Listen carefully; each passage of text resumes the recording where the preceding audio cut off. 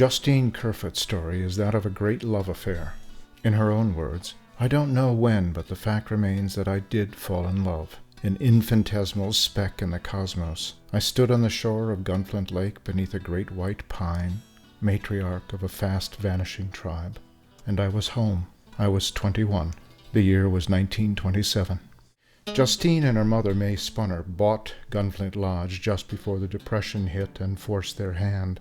Now their summer fishing operation would become a year-round home and their sole means of support. Today, more than 75 years later, Gunflint Lodge is still a family business. Justine had always wanted to become a doctor. She earned a degree in zoology and philosophy from Northwestern University, then got in just 1 year of graduate school before coming north to Gunflint, where she would make her home for the rest of her life. While the world lost a doctor, it gained a canoe guide, mechanic, builder, electrician, dog musher, plumber, hunter, angler, trapper, environmentalist, midwife, lodge owner, mother, and one prolific writer. Justine could do anything, and if she didn't yet know how, well, she'd figure it out.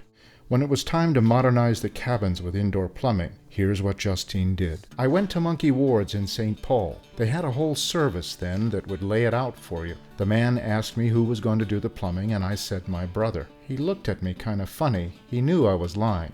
When those trucks came loaded with pipe, I thought I'd die. I found out when I crawled out from under the cabins that things were a little mixed up. Some of the hot and cold pipes were reversed.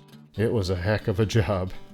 Justine was a true original, with unusual dress, mannerisms, and accomplishments. One day a couple of visitors began questioning a mechanic who was working under a truck with only feet in evidence. Since the local lady who looks like a man was the chief topic of their inquiry, the two gentlemen disappeared quickly when the mechanic, Justine, emerged from under the truck to answer a call from the kitchen. Justine and her husband, Bill, started writing the Gunflint Gossips in 1938 to keep old friends and guests abreast of life at Gunflint Lodge. Beanie Paskins of Noblesville, Indiana, took a 3-day jaunt to Moe Lake with Walter. Lots of fish and loads of fun. To Icko, Mrs. Icko and the Boar Huntress, yes, we really do have a baby. By what process are Indian arrowheads chipped from flint? Send answer immediately. Neighbors recall picking up the phone to hear Justine's familiar line, "Got any news for me?" Her column, On the Gunflint Trail, in the Cook County News-Herald, reported all the latest news from the neighborhood. Gunflint Lake froze over on November 28th. That is the earliest I recall. Dick Williams and Ned Potter just finished repairing a shed that a darling bear redesigned this summer.